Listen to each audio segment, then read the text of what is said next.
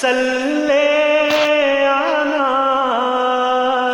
محمد۔ بسم اللہ الرحمن الرحیم۔ ان گنت حمد و ثنا اللہ تبارک و تعالیٰ کے لیے اور بے حد و بے حساب درود و سلام جناب محمد الرسول اللہ صلی اللہ علیہ وآلہ وسلم کی ذات ببرکات پر۔ پروگرام دانش کے ساتھ وسیم فیضی حاضر ہے۔ الحمدللہ آج اللہ تبارک و تعالیٰ کے فضل و کرم سے ہم حضور ختمی مرتبت صلی اللہ علیہ وآلہ وسلم کی عظیم الشان معجزہ معراج پر گفتگو کا آغاز کر رہے ہیں۔ انشاءاللہ اس حوالے سے معراج کے 3 پہلوؤں کا ہم ذکر کریں گے۔ ایک تو واقعہ معراج، دوسرا معراج النبی صلی اللہ علیہ وآلہ وسلم اور اسپرچولیزم، روحانیت، تیسرا معراج النبی صلی اللہ علیہ وآلہ وسلم اور جدید سائنسی تصورات۔ آج ہم گفتگو کا آغاز واقعہ معراج سے کرتے ہیں۔ نبی اکرم صلی اللہ علیہ وآلہ وسلم رجب المرجب کی 27ویں شب حضرت ام ہانی کے گھر آرام فرما تھے۔ جبریل امین تشریف لاتے ہیں، حضور علیہ الصلوۃ والسلام کی قدم بوسی کرتے ہیں، میرے آقا بیدار ہوتے ہیں۔ نبی اکرم صلی اللہ علیہ وآلہ وسلم کو وہ آج کے سفر کی بابت عرض کرتے ہیں کہ آج اللہ تبارک و تعالیٰ نے آپ کو انوائٹ کیا ہے اور آج آپ نے بارگاہ سمدیت میں تشریف لے جانا ہے اور میں حاضر خدمت ہوا ہوں آپ کو لانے کے لیے۔ جبریل امین آپ صلی اللہ علیہ وآلہ وسلم کو حرم مکہ میں لاتے ہیں، حتیم کے قریب آقا لیٹتے ہیں تو وہ نبی اکرم صلی اللہ علیہ وآلہ وسلم کے سینہ مبارک کو چاک کرتے ہیں، پھر اس میں سے قلب اطہر کو نکالتے ہیں، اسے چاک کرتے ہیں، پھر اسے زمزم و تسنیم سے دھوتے ہیں، پھر اس میں سے کچھ حصے کو جدا کرتے ہیں، پھر قلب اطہر کو اپنی جگہ پر رکھ دیتے ہیں اور پھر آپ صلی اللہ علیہ وآلہ وسلم کے سینہ مبارک کو برابر کرتے ہیں، اس پر ہاتھ پھیرتے ہیں تو اس پر کوئی نشان بھی نہیں ہوتا۔ آقا کو کھڑا کرتے ہیں، حضور کھڑے ہوتے ہیں اور حضور علیہ الصلوۃ والسلام کی بارگاہ میں جناب جبریل براق کو بطور سواری کے پیش کرتے ہیں۔ نبی اکرم صلی اللہ علیہ وآلہ وسلم براق پر تشریف فرما ہوتے ہیں۔ براق کے بارے میں یہ کہا گیا ہے کہ جہاں نگاہ پڑتی تھی وہاں براق کا قدم پڑتا تھا۔ آپ صلی اللہ علیہ وآلہ وسلم اتنی تیز رفتار سواری پر تشریف فرما ہوتے ہیں۔ جبریل میزبان ہیں آج سیاح لامکان کے۔ حضور ختمی مرتبہ صلی اللہ علیہ وآلہ وسلم ان کے ہمراہ سفر فرما رہے ہیں۔ راستے میں آپ نے دیکھا کہ ایک سرخ رنگ کا ٹیلہ ہے۔ فرمایا کہ اس ٹیلے میں ایک قبر تھی، اس قبر میں ایک شخصیت عبادت کر رہی تھی، نماز پڑھ رہی تھی، درود و سلام پڑھ رہی تھی آقا علیہ الصلوۃ والسلام پر۔ فرمایا کہ وہ موسیٰ علیہ السلام تھے۔ اب موسیٰ علیہ السلام کو آپ یہاں دیکھ رہے ہیں، بتا رہے ہیں، بیان کر رہے ہیں اور ٹیلے کی رنگت کو بھی بیان کر رہے ہیں، اور اپنے سننے والوں کے لیے یہاں یہ بھی عرض کرتا چلوں کہ یہ بات بھی ذہن میں رکھیں، یہ 27ویں رجب کی رات ہے۔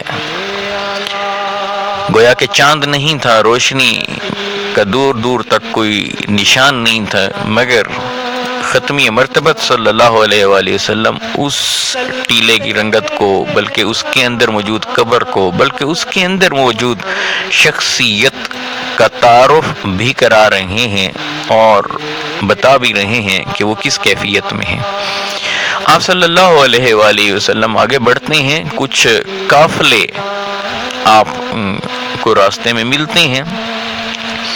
نبی اکرم صلی اللہ علیہ وآلہ وسلم نے ان قافلوں کی تفصیلات کو بیان کیا ہے، کیونکہ جب رسول اللہ صلی اللہ علیہ وآلہ وسلم معراج سے واپس آئے تو کفار و مشرکین کے سامنے اپنے اس عظیم الشان معجزے کا بیان کیا تو وہ ششدر رہ گئے۔ انہوں نے کہا کہ یہ تو مہینوں کا سفر ہے مکہ سے بیت المقدس تک کا، اور آپ ایک شب میں گئے بھی اور واپس بھی آ گئے، یہ کیسے ہو سکتا ہے؟ کیونکہ اس سفر کے 3 پہلو ہیں۔ ایک زمینی پہلو ہے جسے ہم اسرا کہتے ہیں، یعنی مکہ المکرمہ سے بیت المقدس تک، جس کا ذکر 15ویں پارے کی پہلی آیت میں ہو رہا ہے، سبحان الذی اسری بعبدہ لیلا من المسجد الحرام الی المسجد الاقصی۔ دوسرا پہلو آپ کا سماوی کائنات میں سے، بالائی کائنات میں سے گزر اور وہاں مشاہدات فرمانا، سیر فرمانا، جنت اور دوزخ کو دیکھنا، اور یہ ساری چیزیں سدرۃ المنتہا تک، اسے معراج کہا جاتا ہے عموماً۔ اور اس سے بھی آگے ایک اعراج جسے کہا جاتا ہے، کہ جہاں رسول اللہ صلی اللہ علیہ وآلہ وسلم کے سامنے جبریل امین تشریف لاتے اور حضور کو سیر کروانے کے بعد جب سدرۃ المنتہا کے قریب پہنچتے ہیں، اور وہاں جا کر ایک مقام ایسا آتا ہے جہاں جبریل بارگاہ سید محمد مصطفیٰ علیہ تحیۃ الثنا میں عرض کرتے ہیں، یا رسول اللہ، اس مقام سے میں ذرا بھی آگے بڑھا تو میں جل کر خاکستر ہو جاؤں گا جہاں جبریل کے پر جل رہے تھے۔ میرے محبوب، میرے حبیب محمد عربی صلی اللہ علیہ وآلہ وسلم جسم سمیت اس مقام سے بھی آگے بڑھ رہے تھے۔ تو پھر وہاں سے جو سفر ہے اسے ہم لا مکان کا سفر کہتے ہیں، جہاں ٹائم اینڈ سپیس کا کوئی کنسیپٹ بھی نہیں ہے۔ تو یہ 3 مراحل تھے۔ تو ظاہر ہے ختمی مرتبت صلی اللہ علیہ وآلہ وسلم نے آ کر مشرکین عرب کے سامنے بھی، اہل ایمان کے سامنے بھی ان کا ذکر کیا۔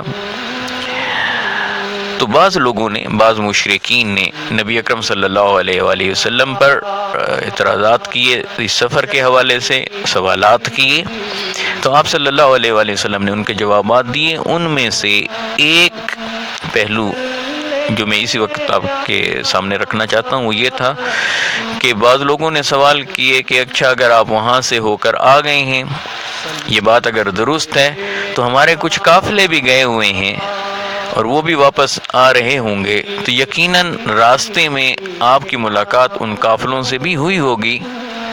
تو نبی اکرم صلی اللہ علیہ وآلہ وسلم فرماتے ہیں، ہاں میں ان قافلوں سے بھی ملا تھا۔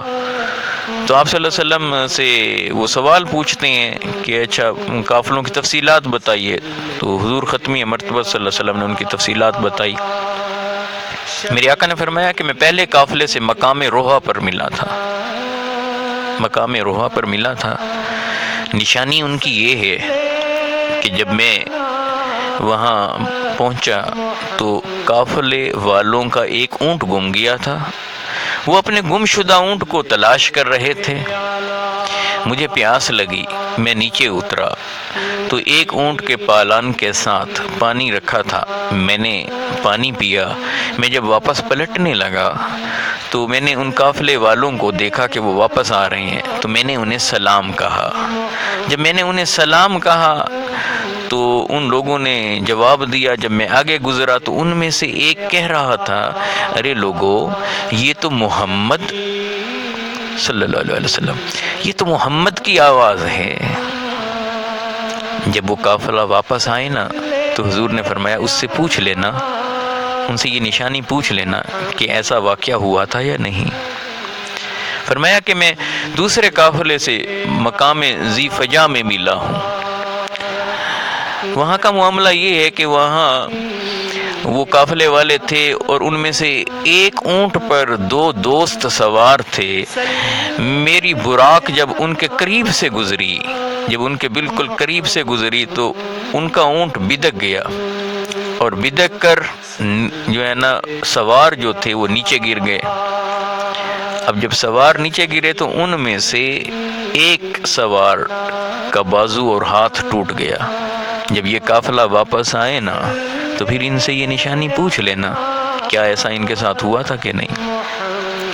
پھر آپ صلی اللہ علیہ وسلم نے فرمایا کہ تیسرا قافلہ مقام تلوین پر مجھے ملا، اس کی نشانی یہ ہے کہ قافلے والوں کو جو لیڈ کر رہے تھے ان کا اونٹ بھورے رنگ کا تھا، اور اس بھورے رنگ کے اونٹ پر 2 بوریاں تھیں، سفید دھاری دار اور سیاہ دھاری دار بوریاں لدی ہوئی تھیں۔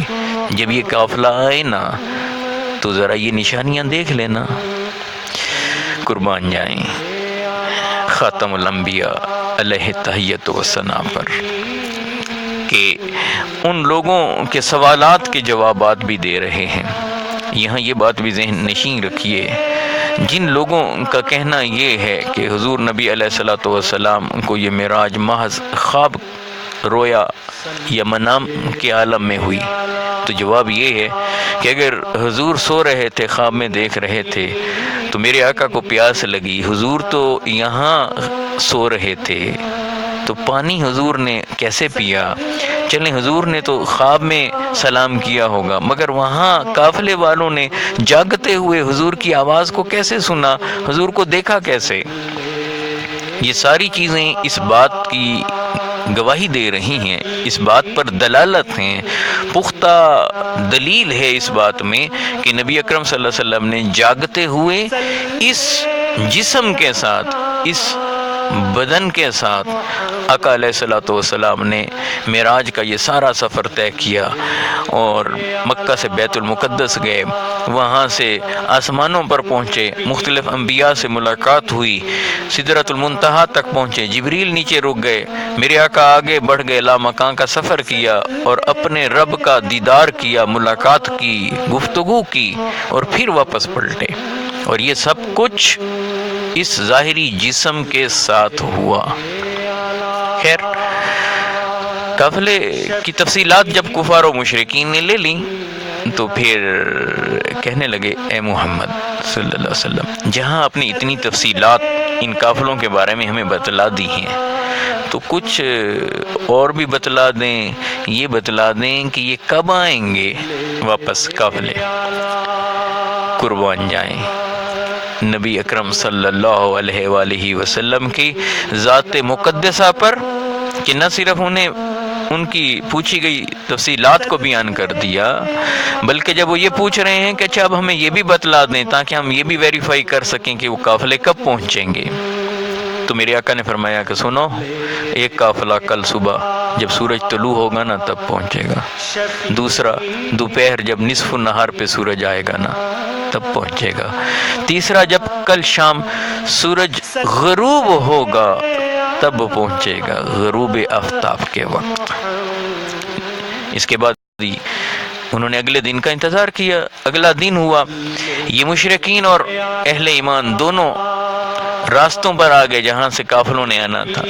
اب ذرا توجہ فرمائیے اس بات کی طرف کہ جہاں کفار کی نگاہ سورج پر تھی کہ تاکہ ہم دیکھیں کہ ادھر سورج طلوع ہو جائے، اور ادھر جب قافلے نہیں پہنچیں گے تو معاذ اللہ، استغفر اللہ، الیاذ باللہ، ہم یہ کہہ سکیں کہ محمد عربی صلی اللہ علیہ وآلہ وسلم نے جو فرمایا تھا وہ ویسے تو نہیں ہوا۔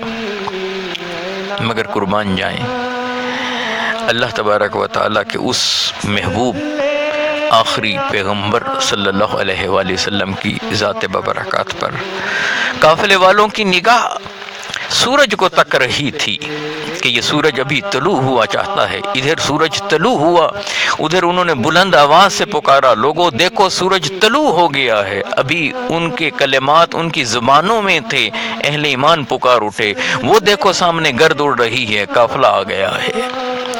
بس بالکل وہی وقت تھا جو میرے آقا نے بتلایا، ویسے ہی انداز میں وہ قافلہ پہنچا۔ میرے آقا نے جو نشانیاں بیان کی تھی وہ نشانیاں سب ان میں موجود تھیں۔ ان لوگوں نے پوچھا کہ کیا ایسا ہوا تھا کہ کسی شخصیت نے راستے میں وہاں پانی پیا تھا، تمہارا اونٹ گم ہوا تھا، اور کیا تمہیں کسی نے سلام کیا تھا، تم میں سے کسی نے یہ کہا تھا کہ یہ تو آواز محمد صلی اللہ علیہ وسلم کی ہے؟ انہوں نے اس کی تصدیق کی، ساری باتیں ویسے ہی تھیں جیسے حضور نے فرمائی تھیں۔ پھر نصف النہار پہ سورج پہنچا، دیکھتے کیا ہیں کہ جس وقت کا میرے کریم آقا نے فرمایا تھا اسی وقت دوسرا قافلہ پہنچتا ہے۔ اس قافلے میں جو میرے آقا نے نشانیاں بیان کی تھیں وہی کی وہی پوری ہوتی۔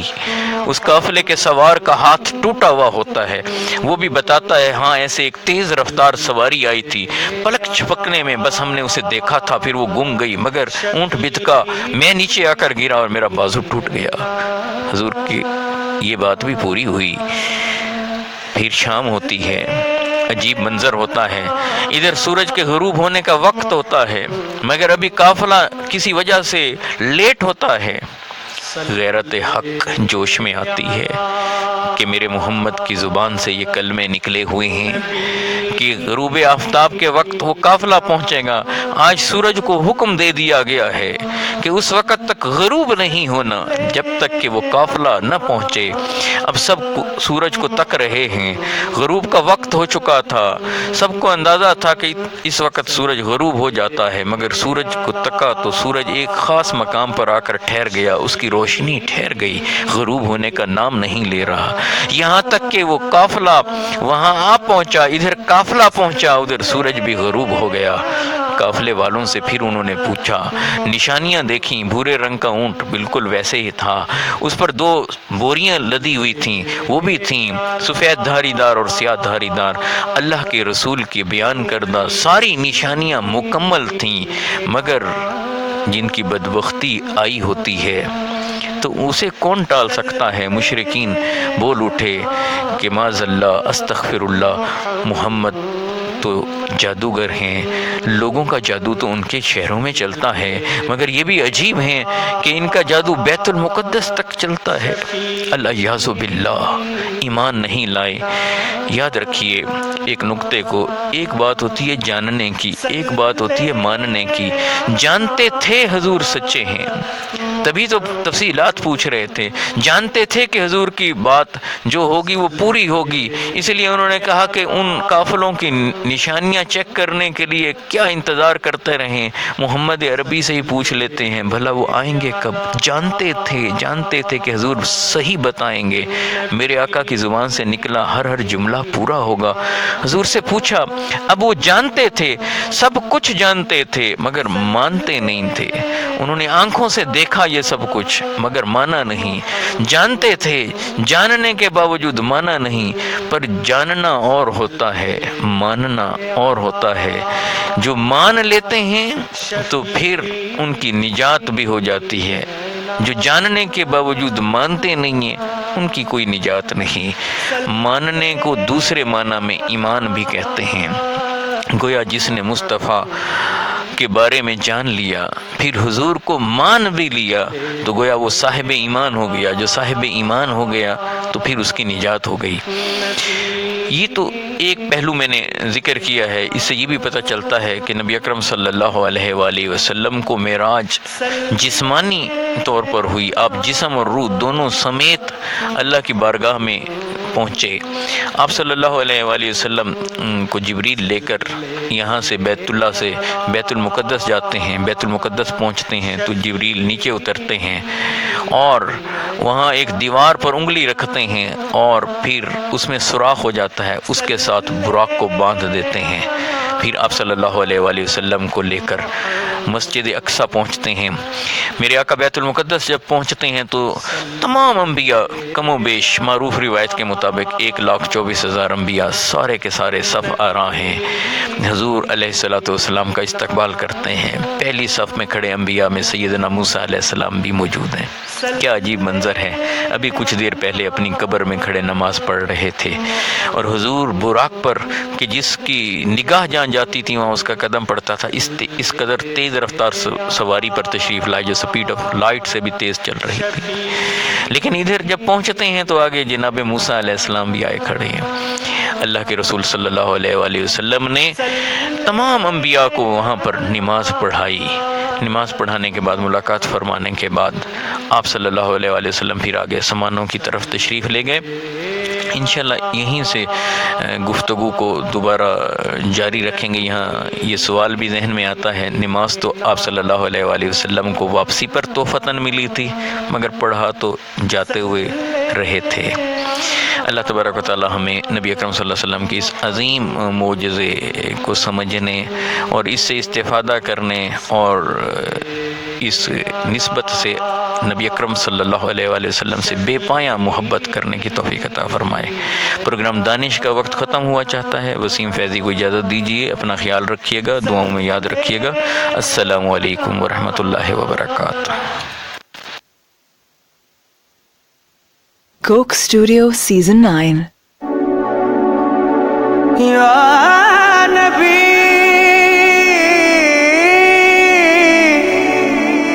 یا نبی صلو علیہ وآلہ.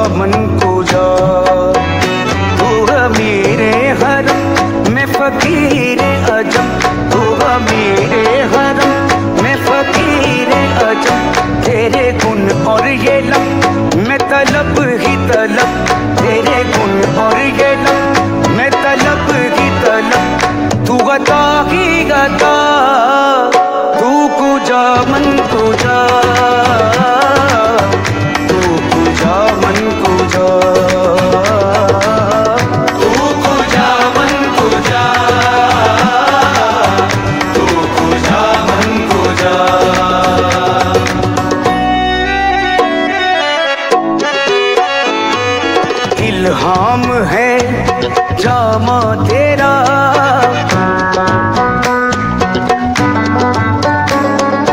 قرآن امام ہے تیرا،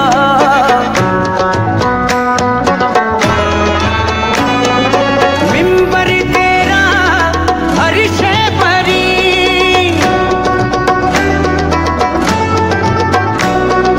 یا رحمت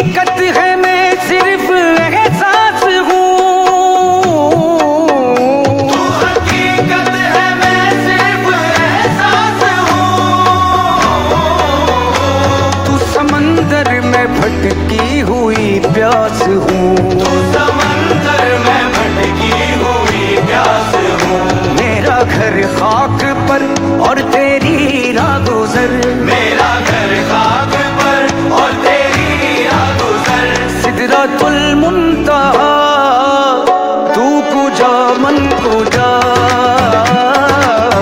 تو کجا من کجا،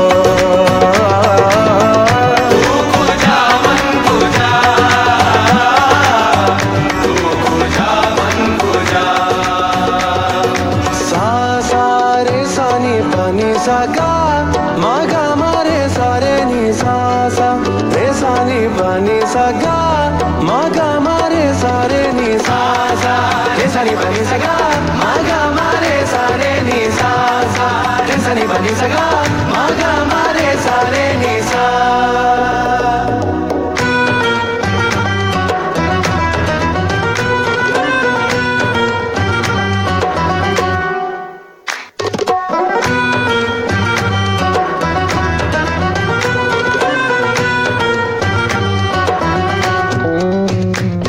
فرشتوں وہ سلطان معراج ہے فرشتوں وہ سلطان معراج ہے تم جو دیکھو گے حیران ہو جاؤ گے تم جو دیکھو گے حیران ہو جاؤ گے زلف تفسیر واللیل بن جائے گی زلف تفسیر واللیل بن جائے گی تیرا قرآن سارا نظر آئے گا چہرہ نظر آئے گا چہرہ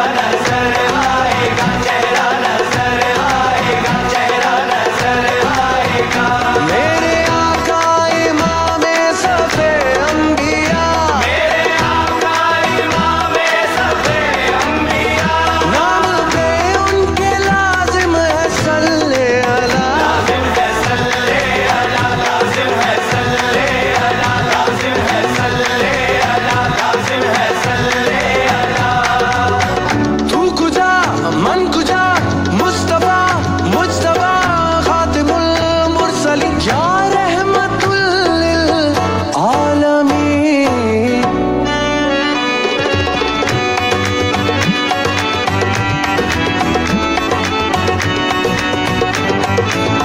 تو کجا من کجا تو کجا من کجا